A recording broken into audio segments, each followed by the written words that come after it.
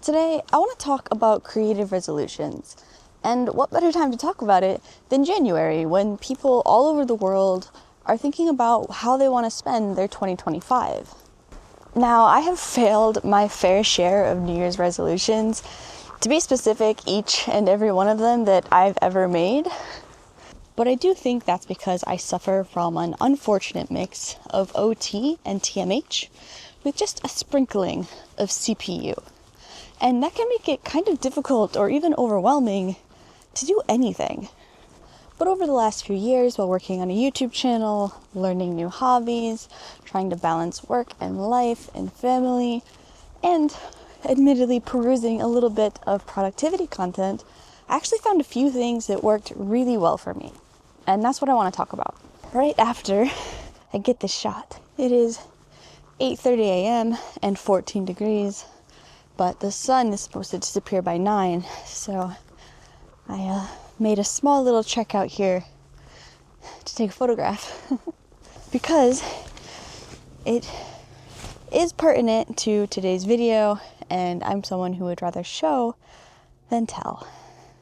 A couple years ago, I used to walk up here quite often just to enjoy the morning and sunrise with my wife.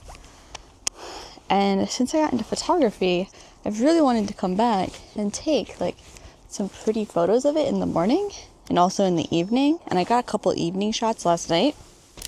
However, now that I'm here and seeing that it's kind of hazy and cloudy this morning, the pictures from yesterday might actually be better.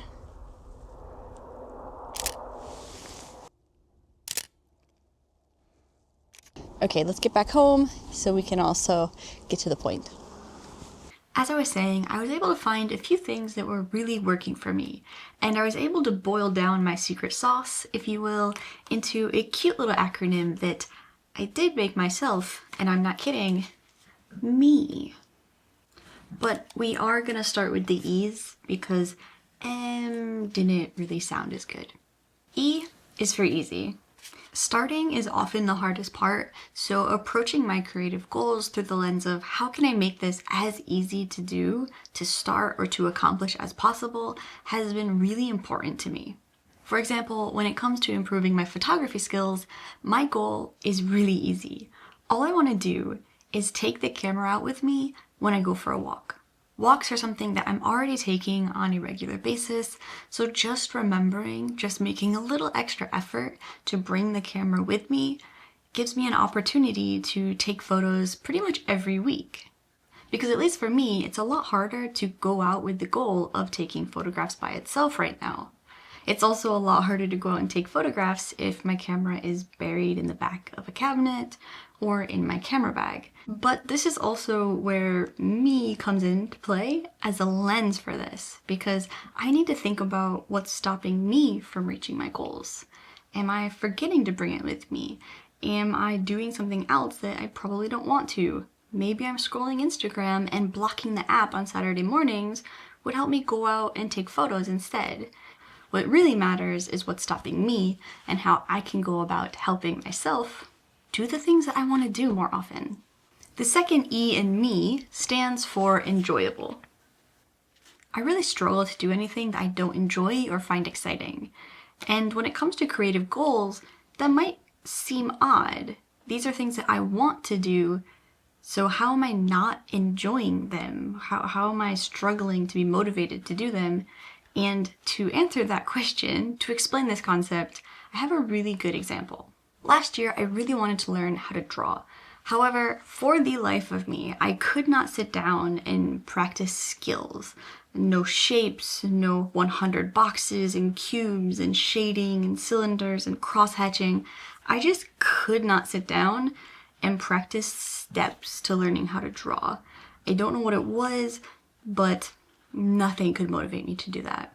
And then one day, I actually had a very lucky encounter. One of my good friends is a very talented artist, and we went to a cafe, and we started playing this little doodle game. She introduced me to something where she draws a line, and then I draw a line, and she draws a line, and we kind of make a doodle together, one line at a time. And it was incredibly fun. It was very charactery, very Adventure Time-esque, and that's when it hit me.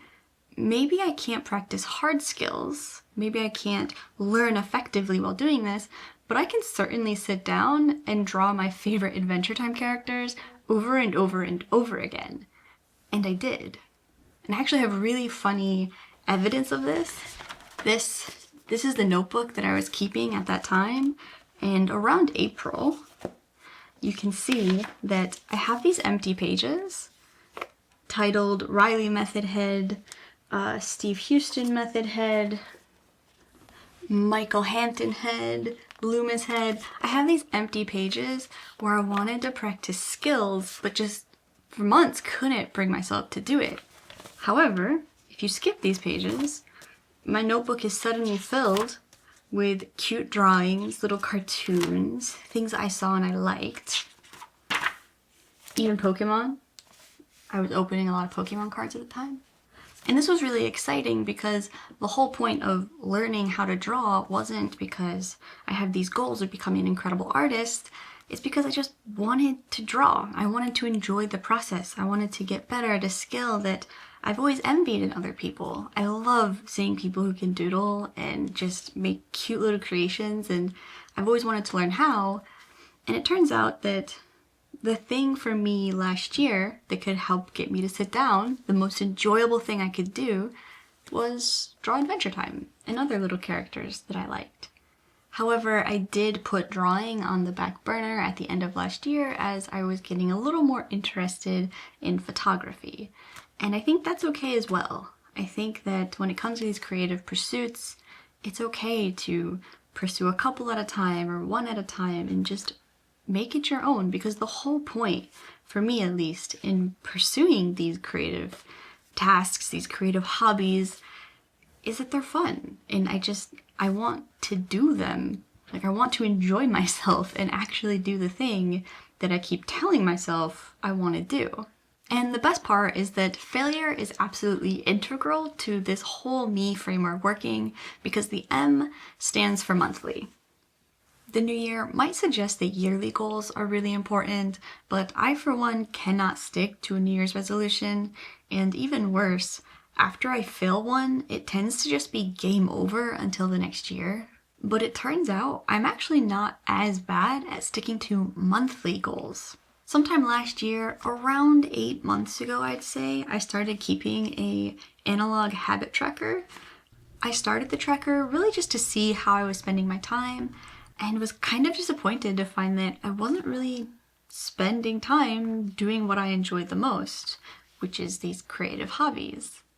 But just the act of looking at what I was doing every month was really beneficial. It gave me this moment to kind of reflect on what I was and wasn't doing, and it also gave me the opportunity to make changes if I wanted to.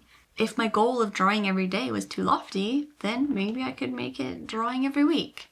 Or maybe I could make it drawing for 10 minutes. Maybe I could do something about it and put my notebook in front of my desk so that there's no excuse. I know exactly where it is.